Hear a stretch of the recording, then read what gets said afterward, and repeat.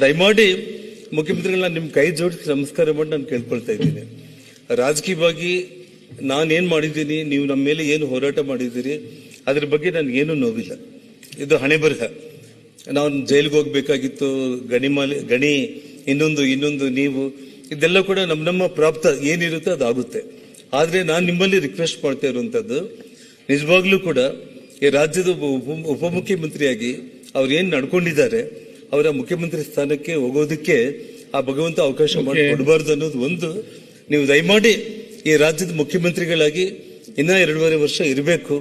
ಕಾನೂನನ್ನ ಕಾಪಾಡಿ, ವಿಶೇಷವಾಗಿ ಬಳ್ಳಾರಿಯಲ್ಲಿ ಈ ಕ್ರಿಮಿನಲ್ ಆಕ್ಟಿವಿಟೀಸ್ ಏನ್ ನಡೀತಾ ಇದೆ ಇದೆಲ್ಲದಕ್ಕೂ ಕಡಿವಾಣ ಹಾಕೋದಕ್ಕೆ ಒಳ್ಳೆ ಅಧಿಕಾರಿಗಳನ್ನ ತಾವು ನೇಮಕ ಮಾಡಿ ಆರಾಮಾಗಿ ಇಡೀ ಕರ್ನಾಟಕ ರಾಜ್ಯ ಇರುತ್ತೆ. ಇಲ್ಲ ಅಂತಂದ್ರೆ ಬಳ್ಳಾರಿಯಿಂದಾನೆ ಇನ್ನ ಮುಂದೆ ಏನೇನ್ ಘಟನೆಗಳಾಗುತ್ತೆ. ಯಾಕಂದ್ರೆ ಈ ಕ್ರಿಮಿನಲ್ ಐಡಿಯಾ ಅಂತ ಒಬ್ಬ ನಾಯಕರುಗಳು ಯಾರೇ ಆಗಿದ್ರು, ಅಧ್ಯಕ್ಷ ಕ್ಲೋಸ್ ಮಾಡ್ತಾ ಇದ್ದೀನಿ, ಯಾರೇ ಒಬ್ಬ ಶಾಸಕ ಆಗಿರ್ಬೋದು, ಯಾರೇ ಇರ್ಬೋದು, ಈ ತರದ್ದು ಒಂದು ಮೆಂಟಾಲಿಟಿ, ಈ ತರದ್ದು ಒಂದು ಆಕ್ಟಿವಿಟೀಸ್, ಒಂದು ಕ್ರಿಮಿನಲ್ಸ್ ನ ತಯಾರು ಮಾಡ್ಕೊಂಡ್ಬಿಟ್ಟು ಸಾವಿರಾರು ಮಂದಿನ ಹಾಕೊಂಡ್ಬಿಟ್ಟು ಯಾರ ಮನೆ ಮೇಲೆ ಆದ್ರೂ ಕೂಡ ನಾನು ಹೋಗಿ ದಾಳಿ ಮಾಡಬಹುದು ಅಂತಂದ್ರೆ ನಾನೇನಷ್ಟು ಸಣ್ಣವನ್ ನಾನೇನಲ್ಲ.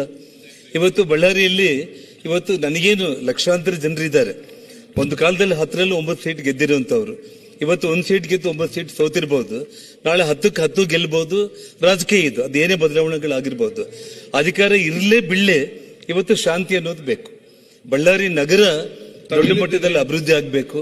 ಬಳ್ಳಾರಿಯಿಂದ ಎಷ್ಟೋ ಕನಸುಗಳನ್ನ ಇಟ್ಕೊಂಡು, ನಾನಂತಲ್ಲ, ಅಲ್ಲಿ ಯಾರೇ ಇವಾಗ MLA ಆಗಿದ್ದಾನೆ ಅವ್ರಿಗಾದ್ರೂ ಕೂಡ ಒಂದು ಕನಸುಗಳನ್ನ ಇಟ್ಕೊಂಡು ಬಳ್ಳಾರಿನ ಯಾವ ಮಟ್ಟಕ್ಕೆ ಭಗವಂತ ಕೊಟ್ಟಿರೋ ಒಂದು ಬಂಗಾರದಂತ ಅವಕಾಶವನ್ನು ಉಪಯೋಗಿಸಿಕೊಂಡು ಅಭಿವೃದ್ಧಿ ಆಗ್ಬೇಕಾಗ್ಲೇ ಕೊಲೆಗಳು, ಮನೆಗಳ ಮೇಲೆ ದಾಳಿ ಮಾಡುವಂತದ್ದು, ಇವತ್ತು ಬಾಂಬ್ಗಳು, ಪ್ರೈವೇಟ್ ಗನ್ಗಳು, ಇವತ್ತು ನಾವು 20 ವರ್ಷದ ಹಿಂದೆ UP ಬಿಹಾರಲ್ಲಿ ಕೇಳ್ತಾ ಇದ್ದಿದ್ದು. ಆದ್ರೆ ಇವತ್ತು ನಮ್ಮ ರಾಜ್ಯದಲ್ಲಿ ಅದು ನಮ್ಮ ಬಳ್ಳಾರಿಯಲ್ಲಿ ಇಂಥ ಒಂದು ವಿಷಯ ನಡೆದಿದೆ. ನಾನು ದಯಮಾಡಿ ರಾಜ್ಯದ ಮುಖ್ಯಮಂತ್ರಿಗಳಿಗೆ, ತಾವು ಈಗಾಗಲೇ ಮುಖ್ಯಮಂತ್ರಿಗಳಾಗಿದ್ದಾಗ 7 ಪ್ರಕರಣಗಳನ್ನ CBI ಕೊಟ್ಟಿದ್ದೀನಿ ಅಂತ ಹೇಳಿದ್ದೀರಿ. ತಮಗೆ ವಿಶ್ವಾಸ ಇದ್ರೆ, ತುಂಬಾ ಟ್ರಾನ್ಸ್ಪರೆಂಟ್ ಆಗಿ ಆಗ್ಬೇಕು ಅಂದ್ರೆ CBI ಕೊಡಿ.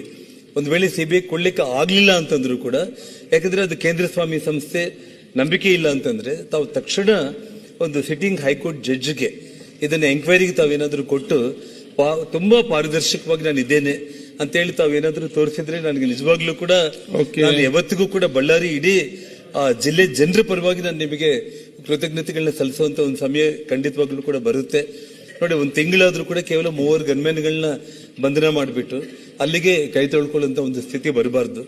ಯಾಕಂದ್ರೆ ಇವತ್ತು ಪ್ರೈವೇಟ್ ಗನ್ಮ್ಯಾನ್ಗಳನ್ನ ಯಾರು ಇಟ್ಕೊಂಡಿದ್ದಾರೆ, ಅದ್ರ ಮಾಲೀಕರು ಯಾರು, ಅವ್ರನ್ನ ಇವತ್ತು ಅರೆಸ್ಟ್ ಮಾಡಬೇಕಾಗಿತ್ತು.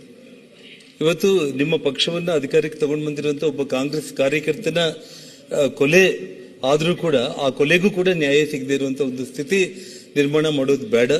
ಮುಂದೆ ಬಳ್ಳಾರಿಯಲ್ಲಿ ಇಂಥ ಘಟನೆಗಳು ಆಗದೆ ಇರುವಂತ ರೀತಿಯಲ್ಲಿ ಇಮಿಡಿಯೇಟ್ ಕಾನೂನು ಕ್ರಮಗಳನ್ನ ತಾವೇನು ಕೈಗೊಳ್ಳೋದಕ್ಕೆ ಸಾಧ್ಯತೆ ಇದೆಯೋ ದಯಮಾಡಿ ತಗೋಬೇಕು ಅಂತ ಹೇಳಿ ನಾನು ನಿಮ್ಮಲ್ಲಿ ಮನವಿ ಮಾಡ್ತಾ ಇದ್ದೇನೆ. ತಾವು ಕ್ರಮ ಕೈಗೊಂಡಿಲ್ಲ ಅಂದ್ರೆ ನನಗೆ ಕಾನೂನು ಹೋರಾಟ ಇದೆ. ಆದ್ರೆ ತಾವು ಈ ರಾಜ್ಯದ ಮುಖ್ಯಮಂತ್ರಿಯಾಗಿ ನಾನು ನಿಷ್ಪಕ್ಷಪಾತವಾಗಿ ನೀವು ಎಲ್ಲ ಡಿಪಾರ್ಟ್ಮೆಂಟ್ ನ ಕರೆಸ್ಕೊಳ್ಳಿ, ಮುಖ್ಯಮಂತ್ರಿಗಳೇ ಎಲ್ಲ ಕೇಳಿ, ತಾವು ಪಾಯಿಂಟ್ ಟು ಪಾಯಿಂಟ್ ನೋಡಿ, ನಿಮ್ ಮನಸ್ಸಾಕ್ಷಿಗೆ ಯಾರು ತಪ್ಪು ಮಾಡಿದ್ದಾರೆ ಅಂತಂದ್ರೆ ಅವ್ರನ್ನ ಕ್ರಮ ನಾನು ಕೈಗೊಳ್ಳಲೇಬೇಕು ಅನ್ನೋಂತ ಒಂದು ಯೋಚನೆ ತಾವು ಮಾಡಿದ್ರೆ ಅಷ್ಟೇ ಸಾಕು.